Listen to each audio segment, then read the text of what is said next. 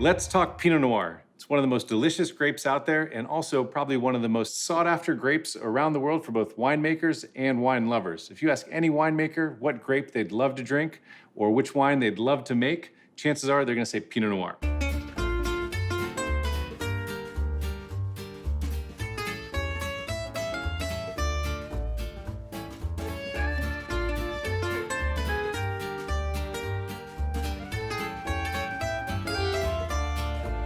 Pinot Noir originates in Burgundy, France. It's been there for about 2,000 years.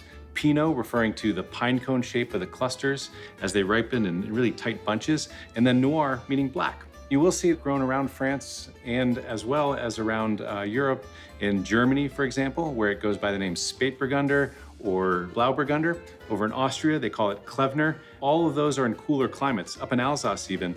And that's one key characteristic when you think of Pinot Noir. It wants a cool climate. And if you look back 10, 20 years, those places I just mentioned, it was very cool and very hard for Pinot Noir to ripen. Now with global warming, those places are actually in that Pinot Noir sweet spot, so you're seeing more consistency year over year where it's produced. So from a winemaker standpoint, Pinot Noir can be very challenging, which makes it really sought after and people want to really crack that code and make great Pinot Noir, but it's challenging because it's very fickle. It grows in very cool climates, which can cause a lot of variation from year to year. Because it's thin-skinned, it also ripens early and the bud breaks early. So in those cooler climates, it can also be susceptible to frost. Later in the growing season, hail can come through and also decimate an entire vineyard in like 5 minutes. And so that's one reason why a thin-skinned variety is also thin-skinned. It takes a beating and it also reflects that in the end result. And so you'll see a lot more vintage variation in Pinot Noir due to that in terms of both the quality and the size of the vintage, because there are so many variables that do come into play. But one thing that's amazing is that it's transparent, not just in color, but also in terms of the expression of the terroir that it's grown on. And so a Pinot Noir from Volnay is extremely different than one grown just up the road in Vosne-Romanée. And while it may just be a mile or so apart, but it could be millions of miles apart in terms of the glass and the expression when it comes from the vineyards of, say, Vosne-Romanée or Gevrey-Chambertin. So that's just an example of, within the same village, now take that on a global scale and having it being able to reflect itself from the coasts of Santa Barbara. Places like New Zealand and central Otago are a great place for Pinot Noir. Australia, the Yarra Valley is another great place for it. And even down in South America, in Patagonia, in Argentina, you have some great wine being made down there of Pinot Noir. All different expressions with the common thread of that delicate, nuanced, very expressive and seductive flavors. And that's what's so amazing about it, but it really reaches its pinnacle in Burgundy, where it's often imitated but rarely duplicated outside of there.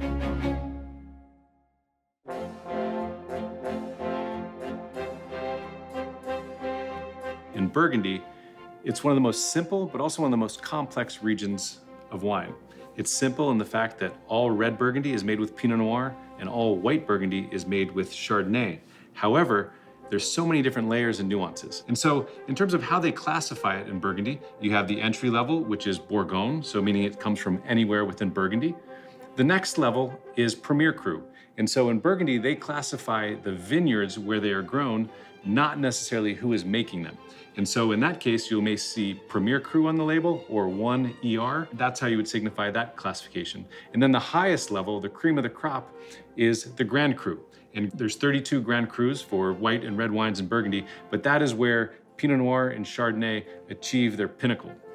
But it even gets more complex from that, because one vineyard could have hundreds of different owners, and one owner might just own one row of vines or a couple of vines there. And so it really comes down to understanding not just the grape, the region, but also the vintages, the style of the winemakers, and all the different nuances that go into that. It's been very challenging as vineyards pass down from one generation to another.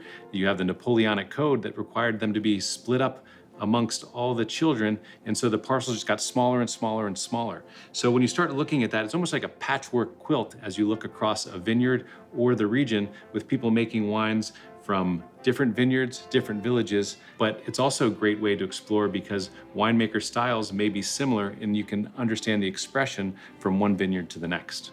Now, most people think of still wines when it comes to Pinot Noir, but not many realize that it's also one of the starring grapes in Champagne. And so In Champagne, Pinot Noir is actually the most widely planted grape, and it's blended in with both Chardonnay and Pinot Meunier.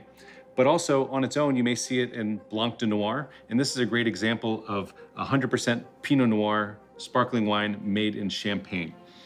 As a result, the Pinot Noir gives it a lot of structure. And so when you're blending those grapes together, you're looking for each one to add something to it. So it's almost like a symphony together. And Pinot Noir gives it the body that it needs in those blends. As we head over to the United States, Pinot Noir is most widely planted in California, the second most widely planted variety outside of Burgundy. And that's where it really started to get everyone's attention in the 80s and the 90s. People looked to cooler climates and started branching out from that. And you'll see places like the Sonoma Coast, Santa Barbara, places like Carneros are great environments to grow Pinot Noir, where they're getting the cooling effect, so it's warm during the day, and then the wind's coming in to cool it down at night to preserve that freshness and that acidity, which is so key. The movie Sideways in 2004 put Pinot Noir on everyone's map, and I remember working the floor in those days, and if they made Pinot Noir on the moon, I could have sold Pinot Noir from the moon. And this is a great example from up in the Sonoma Coast by Hirsch Vineyards. Oregon came on a little bit later, and the Willamette Valley is where the mecca of Pinot Noir in Oregon. And great examples of wines coming out of there really caught the eye of French winemakers because the climates were similar. And so you had a number of winemakers like Dominique Lafon and Drouin come over and start wineries and making wine over there as well. So some really great examples that are a little more in the old world meets new world model of Pinot Noir. And it's really great because, as we talked about before, Pinot Noir is one that expresses itself based on its surroundings. So as you try all these different examples of them, there'll be a common thread of the structure of the body, but the nuances in that terroir that comes through is going to be very specific to the place in which it's grown.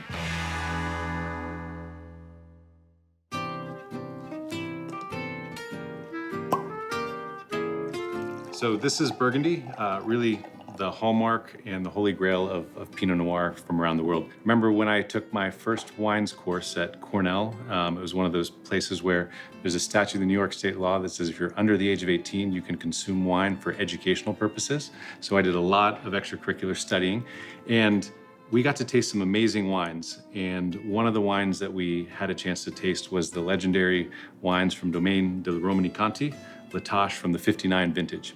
And I remember seeing that wine and was just, amazed by it. And a couple of years ago, I was moving and I came across my tasting notes and I saw the label. It was like, oh, we tasted this. I wonder what I thought of it. And then turned it over. Good. So I know it was good, but I really need to go back to revisit that and see what my definition of good was then and see what it is now. But that was one of the treats about Burgundy, that it really stays with you, and there's great examples that are really age-worthy as well, and they continue to evolve and show themselves in new ways, which is one of the other beauties of Pinot Noir. So Pinot Noir, it's a thin-skinned varietal, so when you're looking at the color, it tends to be translucent. You can actually read through this, or if you hold your fingers up, you'll be able to see through it. Now in warmer areas, if you're looking in Napa or even other parts of California where it's grown at those, it gets more ripeness and you also get more extraction from there. So you'll get a darker color coming through with that. The aromas here, these are light, fresh, and really delicate and seductive in my mind. And one thing, as I'm comparing Pinot Noir from Burgundy compared to other parts of the world, it's almost like the wines in Burgundy are saying, hey, put your nose in there, come get to know me, whereas sometimes they're even more expressive elsewhere, where it just jumps out of the glass. And so I think that's one reason that winemakers and wine lovers do really flock to Pinot Noir, because it lures you in and it continues to evolve in the glass. On the nose here, these are tart cherry, there's cranberries, there's the raspberries coming through on here. The earth is kind of a wet soil, a little bit of a mushroomy characteristic. And there's fresh red flowers and a little bit of herbs, but not much spiciness. Now, when it comes to Pinot Noir, because it is so delicate, there is oak aging, but it's a moderate amount of oak aging.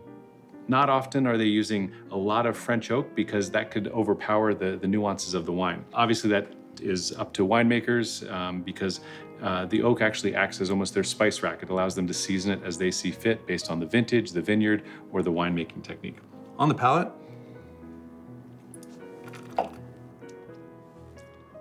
Definitely on the medium bodied side. It's lighter, more delicate. It just sort of hovers over the palate here. And it's much earthier on the palate here coming through. More of the floral characteristics, elevated violets and roses. And then it's more of a strawberry and cherry. The fruit's a little bit riper, but very versatile with food, which is great for a table where people are trying a lot of dishes, whether it's the chicken, pork, salmon, goes with all of those. But I think where it really shows its true glory is when it's paired with simple dishes and dishes that are expressive of the earth. And so I think of flavors like mushrooms go really well. If you think of duck, game birds, things like that, that have a little bit of a meatiness to it, are really chances for Pinot Noir to shine and really match up with those flavors.